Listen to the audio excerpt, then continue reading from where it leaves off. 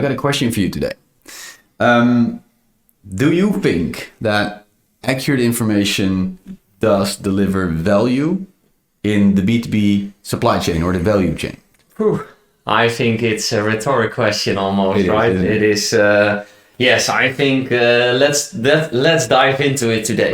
So what exactly do we mean by value chain, or what do we mean by distribution channel? Maybe it's best explained using a customer case, a customer example.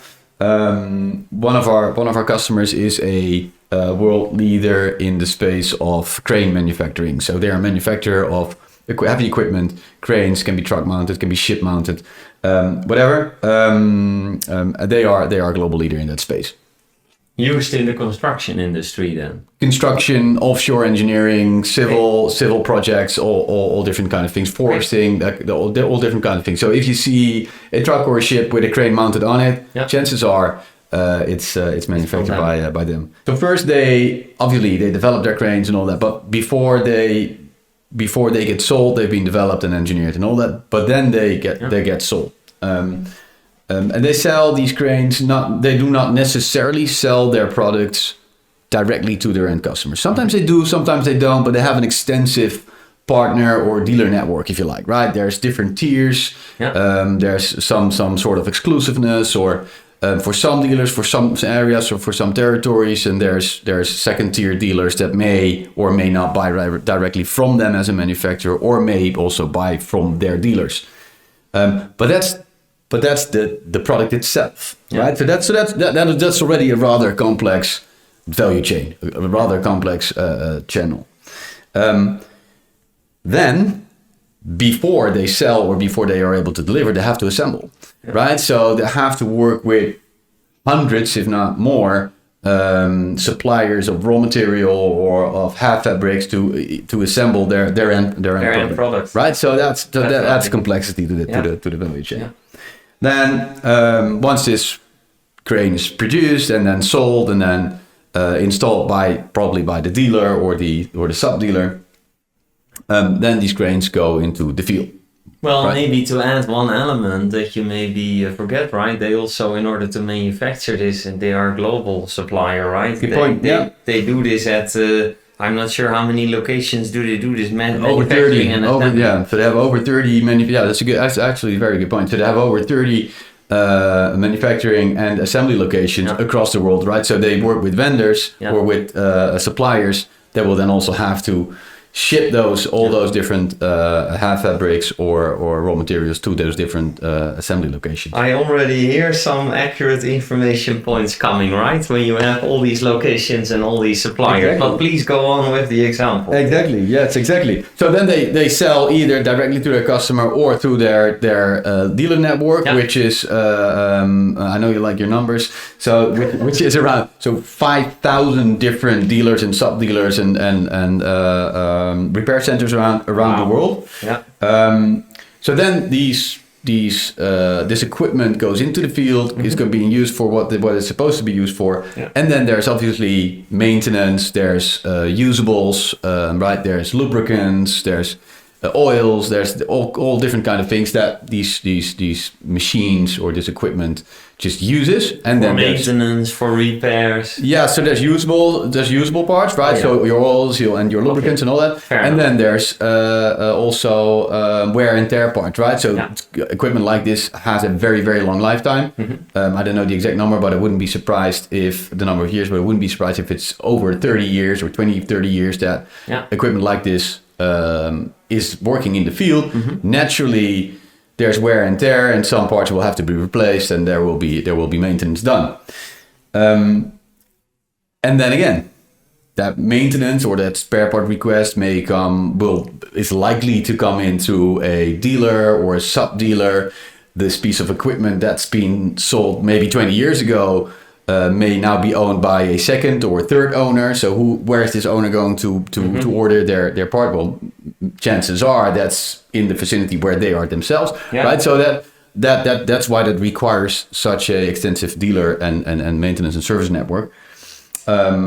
So that then partner or dealer or service provider then will also have to order spare parts. Ultimately, the spare part will have to be manufactured with this manufacturer, right? Yes. So that there's many layers and lots of complexity. And if then, well, it may be an open door, but if then somewhere along this chain data is inaccurate, particularly if it's the beginning of this chain, yes, that's a recipe for disaster. So that's why, well, maybe that kind of paints the picture a little bit of quite some complexities and maybe can be, and dependencies also, right? In terms of all these actors in basically the supply chain that in the end deliver this end product to the customer to use it on a construction site or on any other industry that you were mentioning.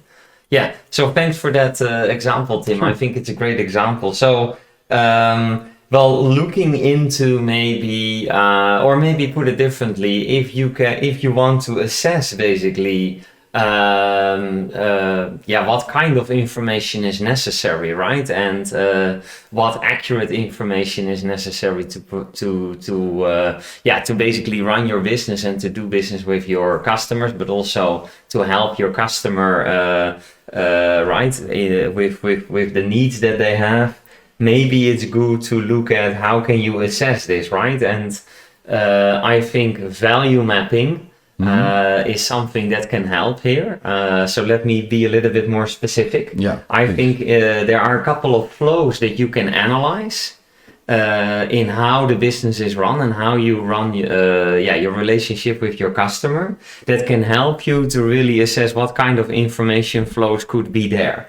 So let me give an example. If you start with the product flow, so who touches your product on its way to delivering an outcome for the end customer, I think if you assess that, you already can see, okay, what kind of information is necessary there. Does that make sense?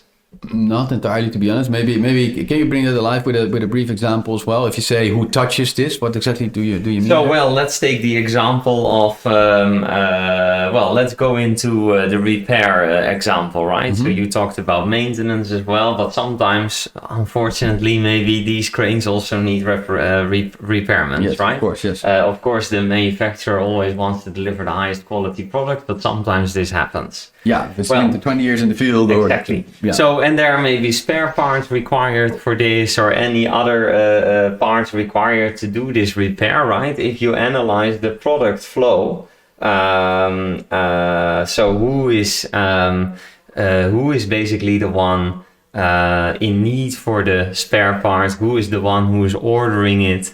Right, because that can be such a service partner. Yeah. Who is the one that needs to maybe look at where it's being manufactured or if it's in stock or not. If you take this whole flow basically of this product, then you actually can define okay, what information is required. Yeah. Okay. So what you suggest is, or what you say is, you can map out all the actors or the stakeholders and then see. Okay, gotcha. Yeah. So that's maybe one way of doing it. Any other? Well, I have a second one. Maybe that's the decision flow. So that's more like who is the decision maker when it comes to let's say ordering a product. So you can take even the same example, right? Because with the repairment, it could be that there are other people at the end customer account who in the end says, okay, this needs repairment. So now I'm going to order this product.